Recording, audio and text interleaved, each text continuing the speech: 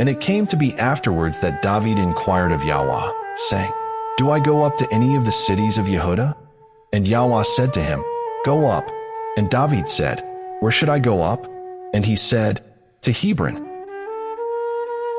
And David went up there, as well as his 2 wives, Ahinoam the Yisraelitess and Abigail the widow of Nabal the Carmelite.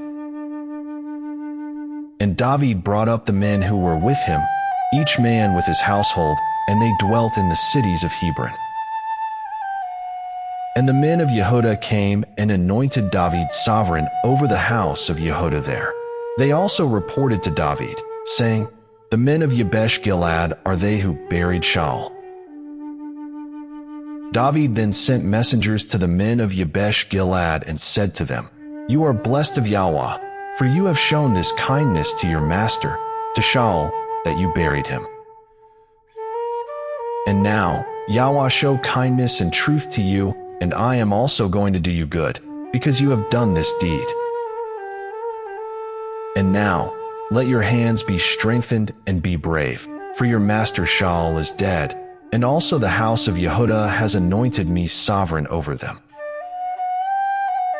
But Abner son of Ner, commander of the army of Shaul, took Ishbosheth the son of Shaul, and brought him over to Mahanaim, and set him up to reign over Gilead, and over the Asherites, and over Yisrael, and over Ephraim, and over Benjamin, and over all Yisrael. Ishbosheth, son of Shaul, was 40 years old when he began to reign over Yisrael, and he reigned 2 years. Only the house of Yehudah followed David. And the time that David was sovereign in Hebron over the house of Yehudah was 7 years and 6 months. And Abner son of Ner and the servants of Ishbosheth son of Shaul went out from Mahanaim to Gibeon. And Joab son of Tzariah and the servants of David went out and met them by the pool of Gibeon. And they sat down, one on one side of the pool and the other on the other side of the pool. And Abner said to Joab, Let the young men now rise and compete before us. And Joab said, Let them rise. And they rose and went over by number, 12 from Benjamin, followers of Ishbosheth son of Shaul, and 12 from the servants of David. And each one grasped his opponent by the head, and thrust his sword in his opponent's side, and they fell down together. So that place was called the Field of Sharp Swords, which is in Gibeon. And the battle was fierce that day, and Abner and the men of Yisrael were smitten before the servants of David. And there were 3 sons of Tzariah there, Joab and Abishai and Asael. And Asael was light on his feet, as one of the gazelles in the field. And Asael pursued Abner, and in going he did not turn aside to the right or to the left from following Abner. And Abner looked behind him and said, Are you Asael? And he answered, I am. And Abner said to him, Turn aside to your right hand or to your left, and lay hold on one of the young men, and take his armor for yourself. But Asael would not turn aside from following him. And Abner again said to Asael, Turn aside from following me. Why should I smite you to the ground? How then could I face your brother Joab? But he refused to turn aside, and Abner smote him with the blunt end of the spear in the stomach, so that the spear came out of his back. And he fell down there and died on the spot.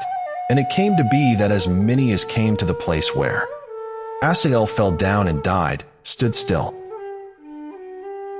And Joab and Abishai pursued Abner. And the sun was going down, and they came to the hill of Ammah, which overlooks Giah by the way to the wilderness of Gibeon. And the children of Benjamin gathered together behind Abner, and became a single company, and took their stand on top of a hill. And Abner called to Joab, and said, Should the sword devour forever? Do you not know that it is bitter in the latter end? And when are you going to say to the people to turn back from pursuing their brothers? And Joab said, As Elohim lives, if you had not spoken, then all the people would have given up pursuing their brothers only the next morning.